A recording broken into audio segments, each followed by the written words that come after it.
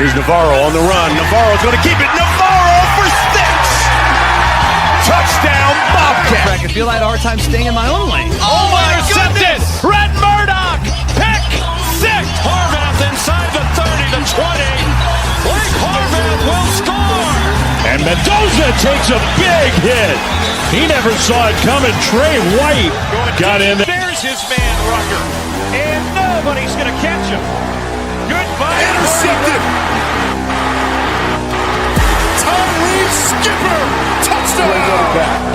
Telly again, why not? A step forward and make it 2 for Telly. Quarterback keeper showing off the speed. Steps on the gas. Untouched. The G5 Hive. All G5, all the time. Welcome to the G5 Hive, where we bring you the G5 college football coverage you love each and every week. I'm Luke. I'm joined by my co-host, Justice. If you're watching us on YouTube, please hit that like and subscribe button. And if you're watching us on X, please give us a follow, a like, and a retweet. And if you're listening to us in podcast form, please rate and review. Justice, anything before we get going? I was just going to say thanks, Tim. Timothy said loves our podcast. He listens to us every week. So thank you for the support, Tim.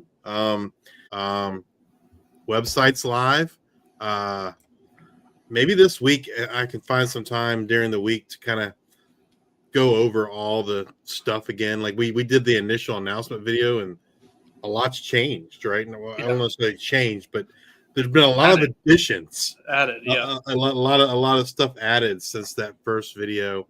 And maybe I'll just break it down by, each I'll do a video maybe for each individual tool, et cetera. And we're constantly adding tools. We have a new one that should be available this week. And then we're working on another new one. Hopefully it's available next week. So, constantly coming out with new stuff for you guys on the website. If you're interested, go to g5hive.com. If you go to our X profile, you'll find a promo code where you can get half off your first year subscription. So, yeah, thanks everyone for the support and feedback we've gotten so far.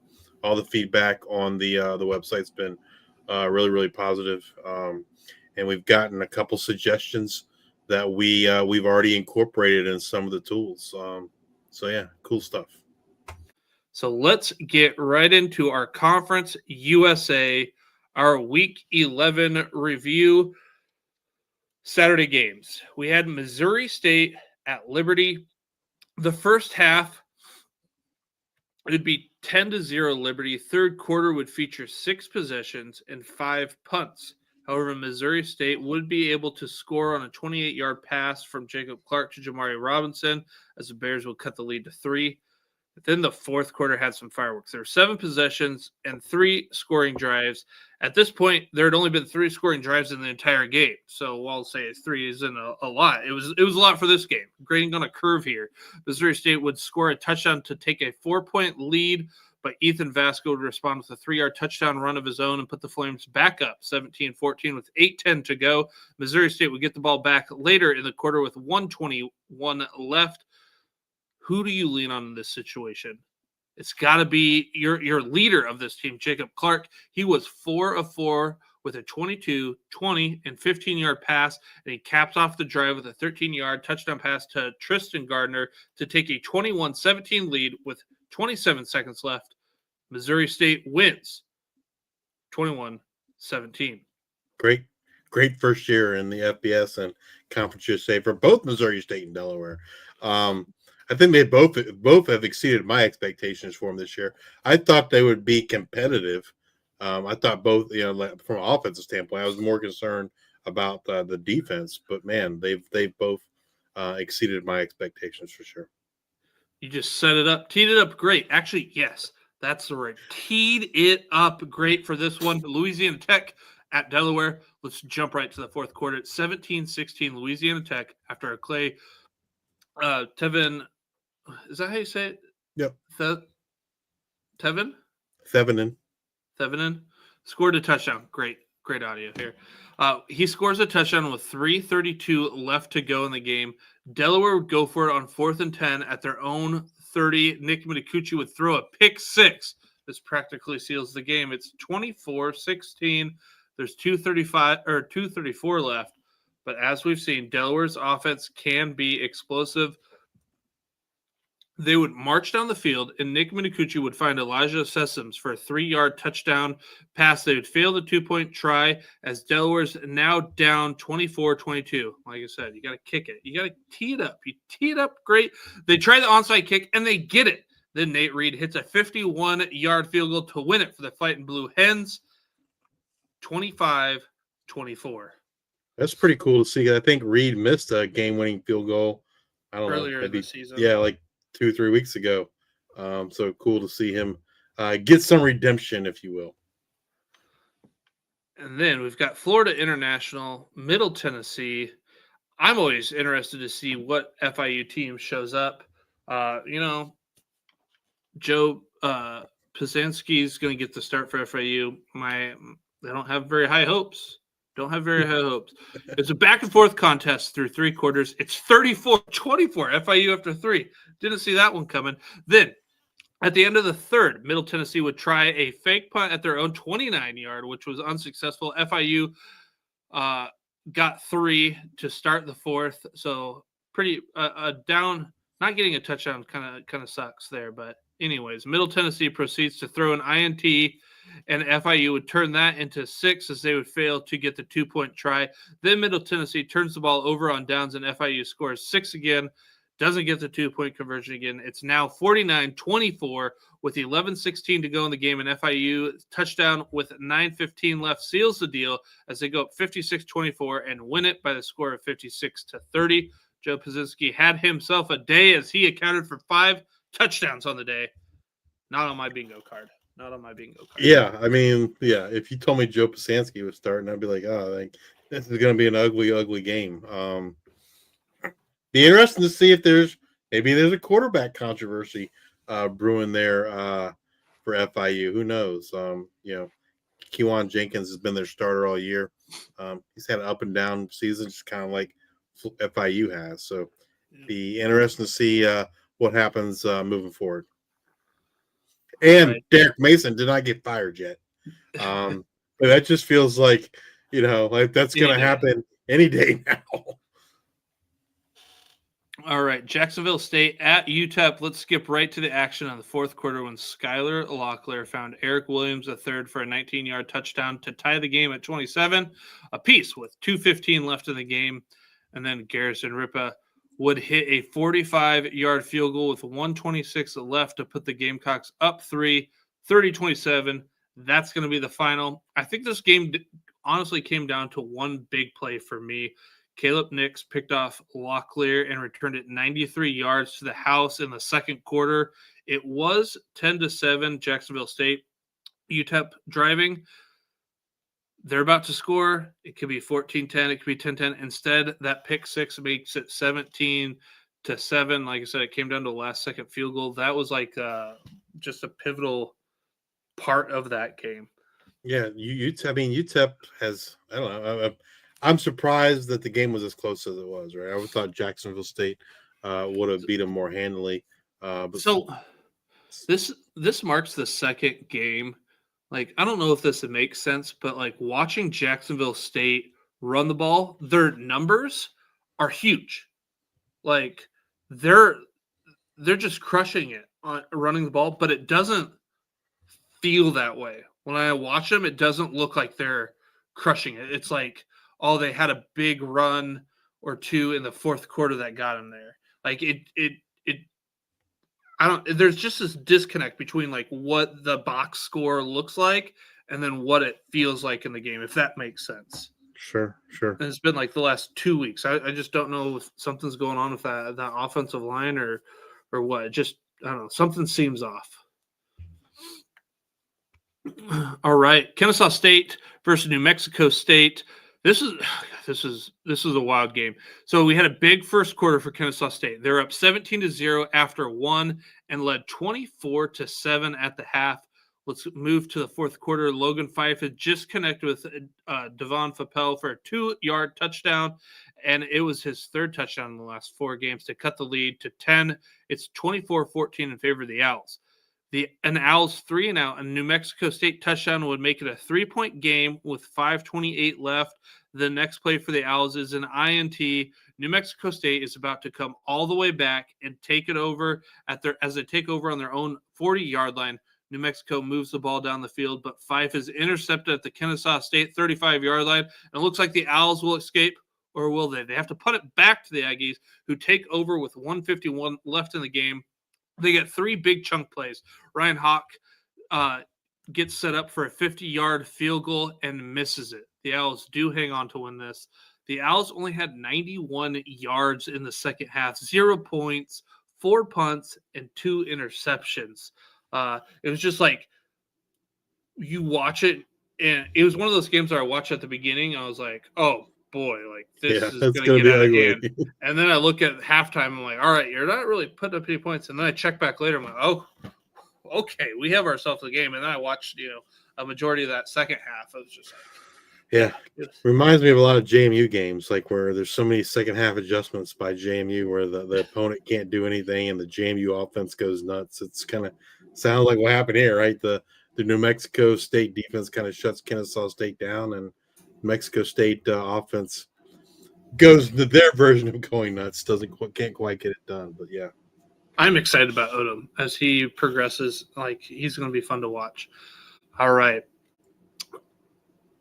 Sam Houston, Oregon State. All right.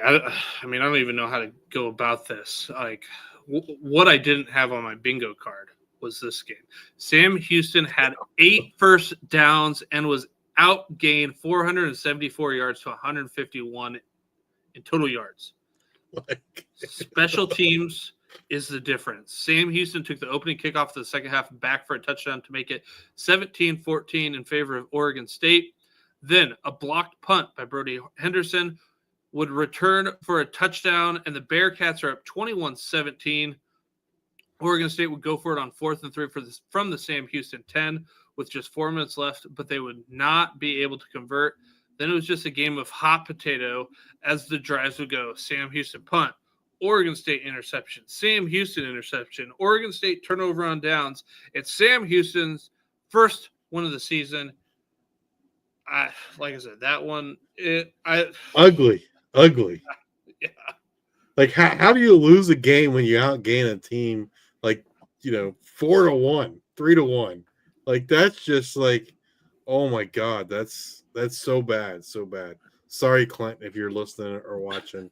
Man, like, hopefully better days are ahead for the Beavers. All right, bowl eligibility for CUSA. You changed my graphic, Justice. I put an asterisk. So we got Jacksonville State and Missouri State get added to the list. We already had Kennesaw State and Western Kentucky. If you're looking at the graphics right now, Justice has an asterisk by the Missouri State. I had a transparency where you could kind of see them. It was like they were like a ghost of their logo because they can't actually make it. Well, they can, but it's not likely. Unless there are not enough 6-win teams, then they can be invited. So. Yeah, I mean, I don't know. I expect there to be a plethora of 6-win teams this year. Probably more 6-win teams than there are bowl spots. So I doubt that we see Missouri State or Delaware, if they become eligible, actually get a spot because it's their first year in transition to the FBS. Kind of sucks. We talked about it last week. Like, they need to get rid of when that rule was written. I think someone said like the cost to move up to FBS was like $5,000, and the concern and the reason why the rule came about was the concern was that when teams knew they were going to have a good year, they would pay the $5,000 and move up just to drop back down the following year. But it's not $5,000 anymore; it's $5 million. So no one's playing the game of moving up and dropping down on a year-to-year basis based on a good or bad roster. So I don't know. I think if you play a full FBS schedule, you play a full conference schedule, you should be bowl eligible year one. Hopefully the NCAA will change that at some point in the future. All right. Well, let's take a look at our week 12 preview all Saturday games. We've got UTEP at Missouri State, 3 p.m. Eastern kickoff. Missouri State favored by 4.5, over under set 49.5. By the way both teams are playing, I think I would take the over 49.5. Yeah, I agree. UTEP offense is playing a lot better with Skylar Locklear. They got a couple of good young wide receivers there, and Wadami Davis. Kenny Odom's been kind of their go-to guy, and Jacob Clark, man, Shamari Lawrence for the Bears. But Jacob Clark has been as advertised for Missouri State in their first year. And I think the defense for Missouri State's played better, at least better than I expected in year one of the FBS. I think it's going to be a fun game, competitive game. On paper, people might say, oh, this is not a game I want to watch. But I think at the end of the day, you're going to look back and say it could be somewhat of an offensive explosion, exciting game, and definitely one to tune into on Sunday. I almost want to take UTEP getting the 4.5 points, but I think the smart play is to take the over 49.5. All right, let's move to Middle Tennessee at Western Kentucky, 3:30 p.m. Eastern. We've got Western Kentucky favored by 13.5, over under set at 55.5. 13.5, a big number, but I think if Tisdale's the starter, I like it. Yeah, I think I'm going to take. I think I would lay the points with Western Kentucky, but I don't feel great about it. Yeah, I don't know what I mean. Middle Tennessee can get out of their own way right now. They got Jaquel Middlebrook, and Jaquel Middlebrook is good. He is really good. We talk about it every week. Like, they just need to get the ball in his hands every play. Like, whether they're going to throw the ball to him, run it, he's going to run it, whatever. He is like clearly the best player on their offense. Nick Vadiata had a rough week last week. You got to imagine they're going to stick with them.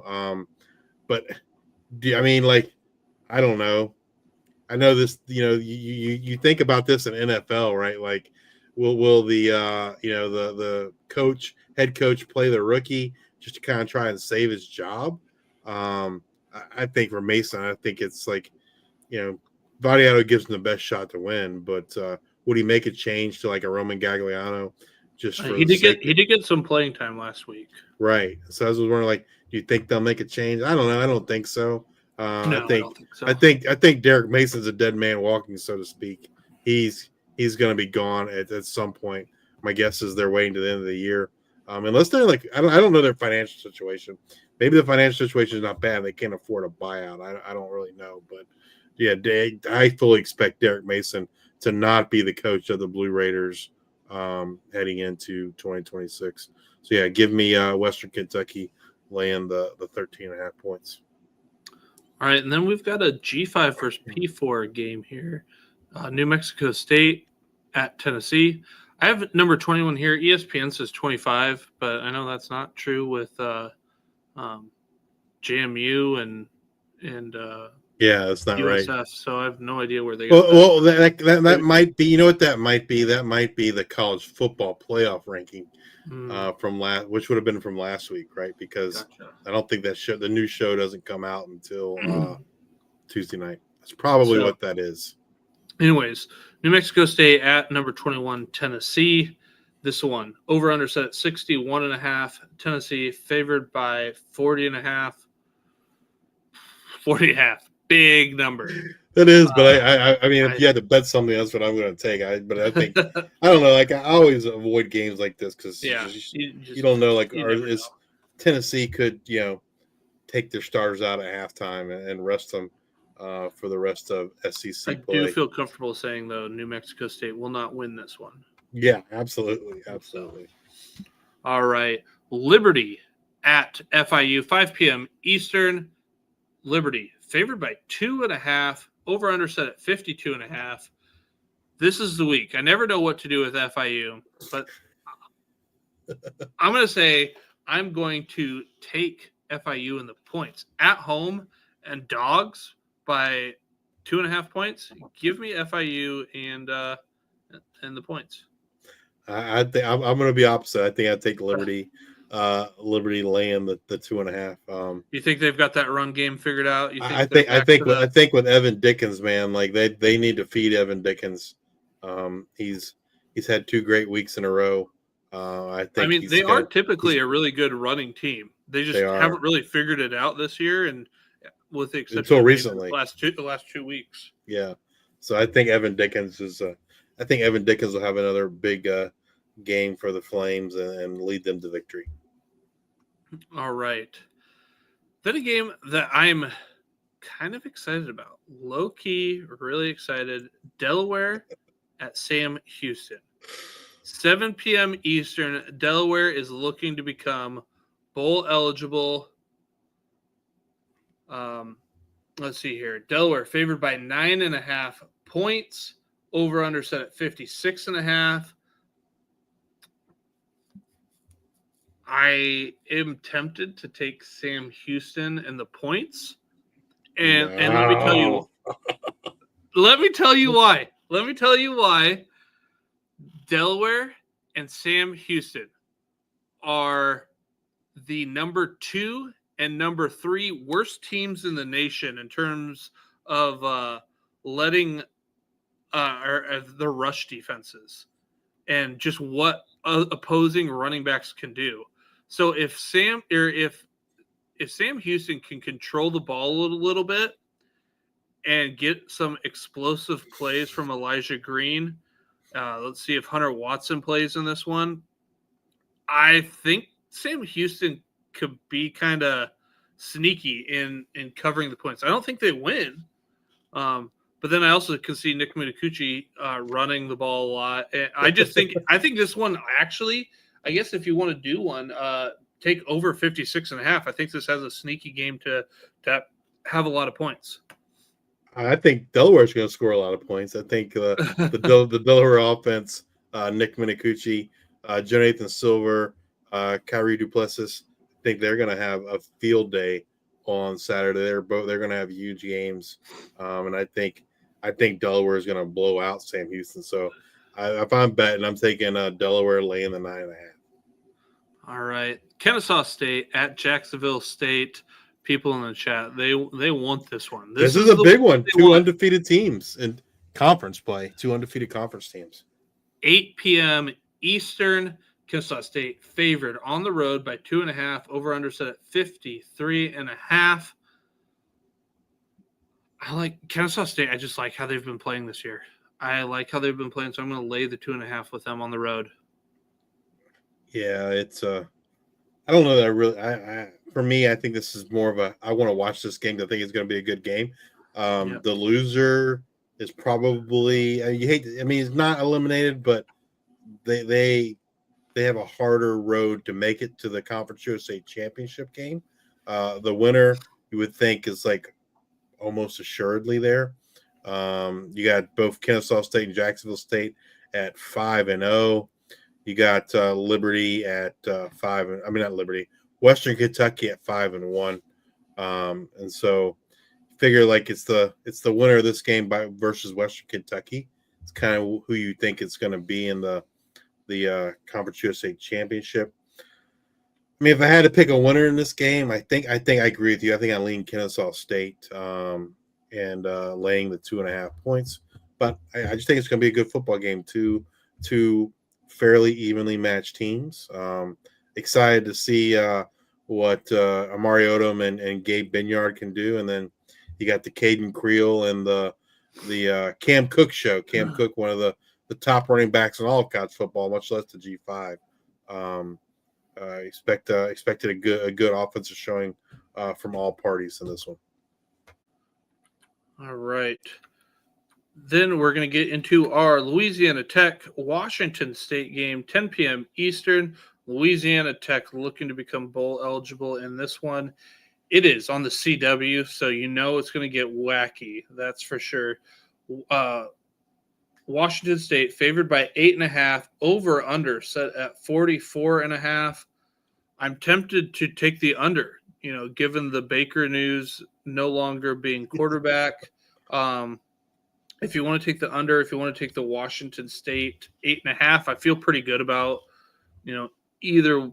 I think I probably feel better about laying the points with Washington State than I do taking the under. But if you want to take either, I think that would be fine.